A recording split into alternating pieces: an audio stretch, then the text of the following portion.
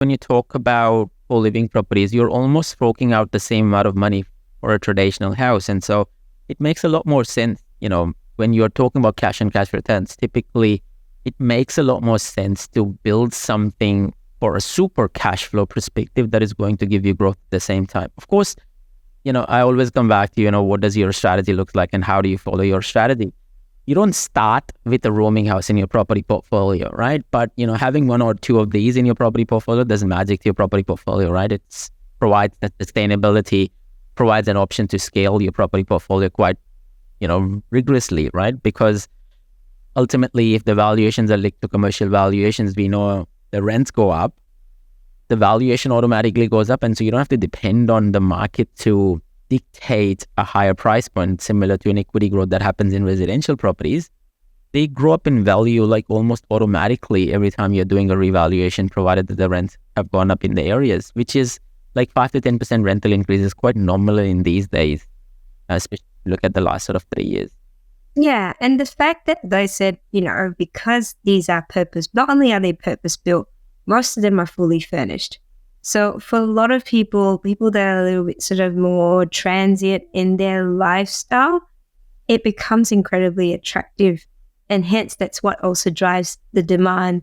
And when you've got a quarter of the population that are singles, you can have couples in rooms as well. Like they sort of go, I don't want to have a big mortgage right now. I want to save and so on and so forth. So that caters to that particular market really, really well. So those are the pros. What are the cons? Well, I think the biggest con would be a not purpose-built shared accommodation. I'm not a big fan of conversions typically because, as you mentioned at the start, they are almost like Frankenstein, sort of conversions where, you have high maintenance, you get higher turnover, and you're almost paying the same cash on cash, right? So let's take an example of a $600,000 house that you bought. You would have paid about $150,000 to acquire that house and then another like $50,000 or $60,000 to convert it. And so you're almost $210,000, $220,000. You could have acquired that 9-bedroom, 9-bathroom for the same amount of cash, right?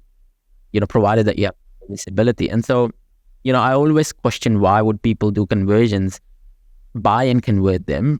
Yes, if you have a property in your property portfolio and you're trying to hold that property and you're converting it, that makes a lot more sense, right?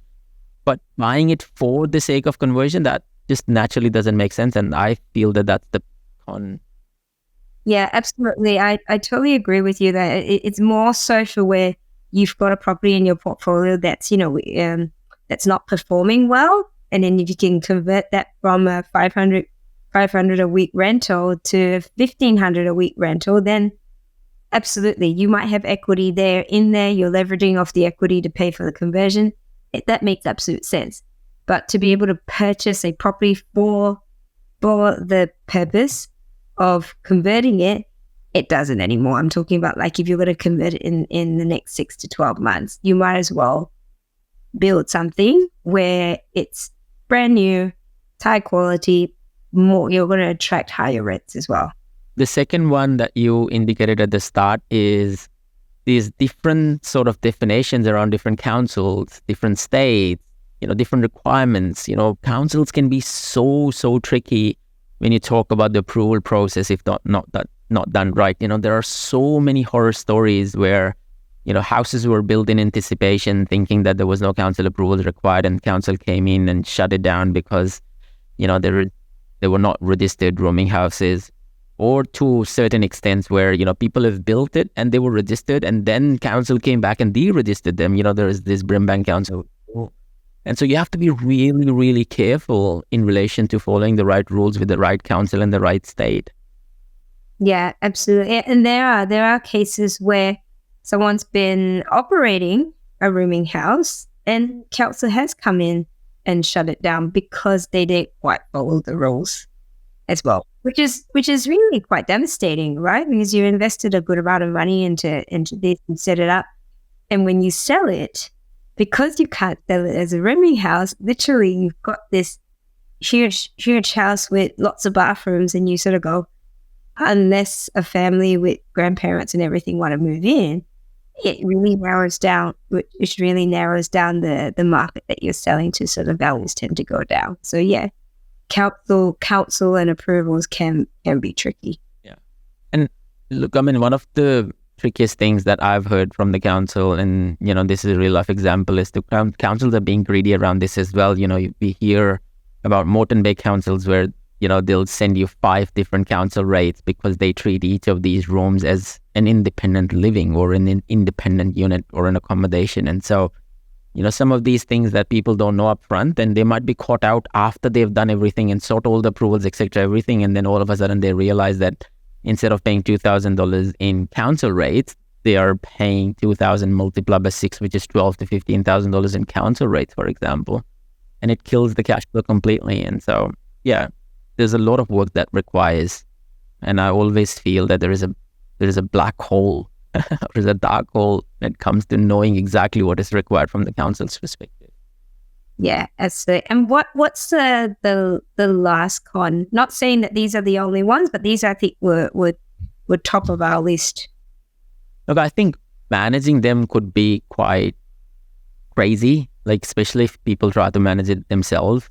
I've seen operators charging like 15, 20, even 25% management fees on these in order to manage them. Of course, they are not normal houses to manage, you know, there are individual leases, and yes, they are not short-term leases. Majority of them are long-term leases, but operators are out there to milk it as much as, you know, the builders are and as much as, you know, the sales agents are. So it can be a nightmare because you're almost like married to an operator, right? Because you don't know how to run them. Whereas with the traditional house, it's a lot easier because, you know, you can find another property manager who would run it for you. And I'd say, I mean, I didn't feel that there's obviously a higher property management fee, although I do know as well that there's a lot that goes into it because it's not about property management, it's people management, because you're trying to manage, you know, 6 to 9 different personalities in a property. And because there is sort of higher turnover as well, you've got to make sure that there's the right mix of people. So it is a high fee, and what's important is that you've got to just ensure that you've got the right type of operator who really understands this space. I do feel that if someone charges too low for it, they might not actually know the market and this space really well to do it justice. So it's more so the fact that it is, you know, there's a higher income, but there is a higher expense to running it as well.